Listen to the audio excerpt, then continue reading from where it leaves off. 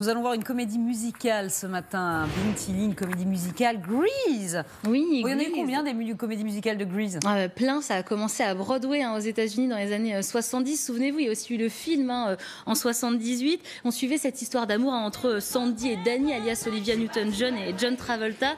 Et dans cette comédie musicale version française, on retrouve ce duo, mais aussi la bande de Danny. Souvenez-vous, les petits Birds et la bande des filles, les Pink Ladies. Vous le voyez, l'ambiance est rock, twist. On retrouve les dialogues du film, mais aussi bien sûr les chansons. Petit souvenir avec You're the One That I Want.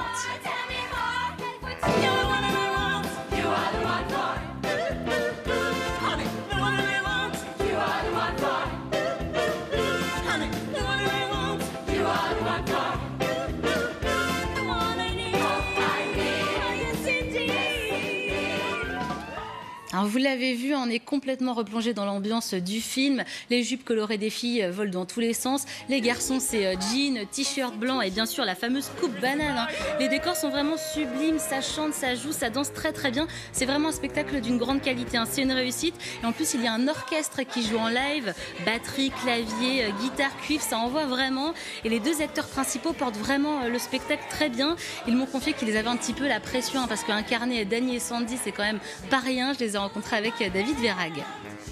On n'a pas envie de décevoir le public, mais l'approche scénique c'est différent. On a vraiment pu mettre de notre personnalité et s'adapter au rôle, enfin s'approprier les rôles.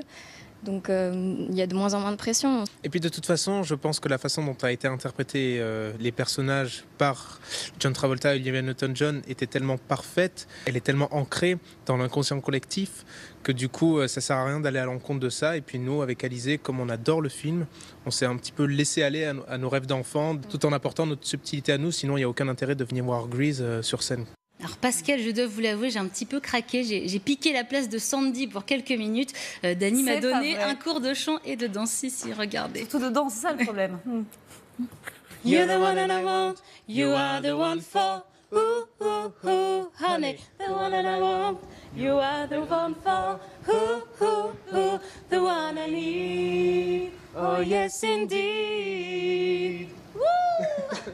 Bon, après, il manque plus que la perruque blonde et vous y êtes. Ouais. Après, elle a repris sa place, j'étais un petit peu déçue, mais bon. Et Pascal, ils m'ont laissé un petit message pour vous.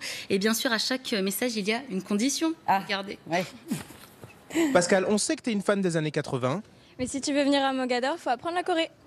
Voilà, il faut apprendre la chorégraphie, Pascal, si vous voulez rentrer au théâtre. C'est vous qui allez me l'apprendre. Mais oui, si vous avez pris des cours. On va faire ça en coulisses et puis on mettra la vidéo sur Internet. Oui, bien sûr. Pour montrer à tout. Ça juste après l'émission, il n'y a aucun problème. Donc Grease, le téléphone de Benjamin est là. Attention, donc ça commence ce soir, Grease au théâtre Mogador à Paris. C'est jusqu'à fin janvier. Allez-y sans hésiter, le spectacle est vraiment solaire. Vous allez ressortir ébloui.